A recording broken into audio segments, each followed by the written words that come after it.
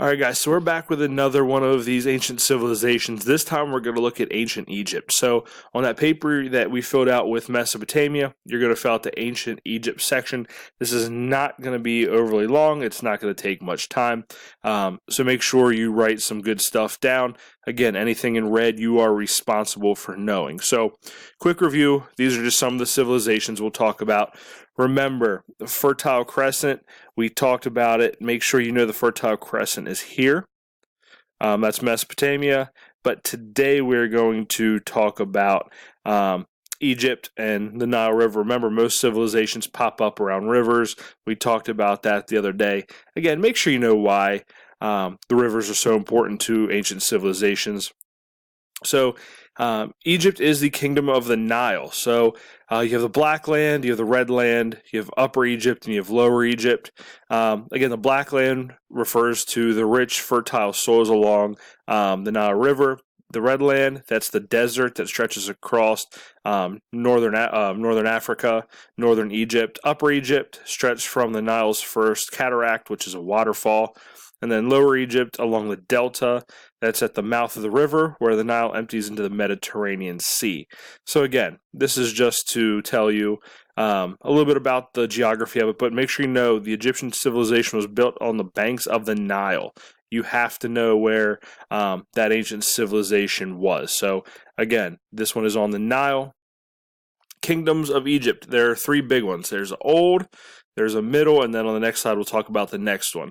So the Old Kingdom from 2575 BC to 2130 BC.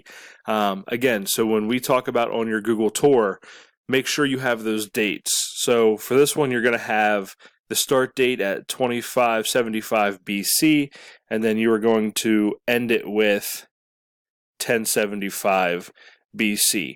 But again, bureaucracy, this was on your post-test assignment, government with many different jobs. The pharaohs were at the top of the entire thing.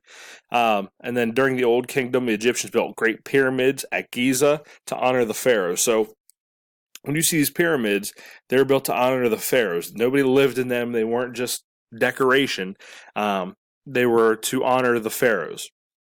Then you have the Middle Kingdom. So this was a time of trouble with many rebellions and corrupt leaders. At the end of the Middle Kingdom, foreign invaders called the Hyksos took over Egypt, and Egypt was taken over several times by the Persians. We'll talk a little bit more about the Akkadians taking over, coming down from Mesopotamia and taking over in Egypt. But make sure you know some characteristics about the Old Kingdom and the Middle Kingdom. So if you want to put Old Kingdom with a couple bullet points, and Middle Kingdom and a couple bullet points, I would encourage you to do so. Here's the New Kingdom. So this is when the pharaohs created a strong and large empire during the New Kingdom. So this is where you get three of the most famous pharaohs. Again, you have the first female ruler who expanded trade and helped Egypt prosper.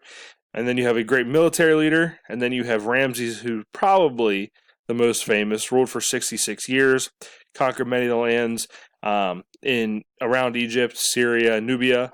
So again, this is probably the most famous. And then you have the decline of Egypt. After 1100 BC, Egypt was invaded and conquered by the Assyrians and the Persians. Make sure you know the decline of Egypt. Make sure you know the decline of Egypt. And again, if you want to, like I said you could put this as the last date, but if you want to get really specific, this would be really when the Egyptian kingdoms fell, so or the dynasty as we have it here. And then Roman armies took over and replaced the Greeks. So again, you can have that down. Now, religion, they are polytheistic. Remember, this is a part of your Google tour, is having this. So the Egyptians were polytheistic. They believed in many gods. The chief god was Amon-Re, the sun god. And pharaohs were thought to be divine. They were thought to have their power from Amon-Re, from gods, from one of their many gods. And they also believed in afterlife. And make sure you know the Book of the Dead. It's on this slide and the next one. Make sure you know the Book of the Dead.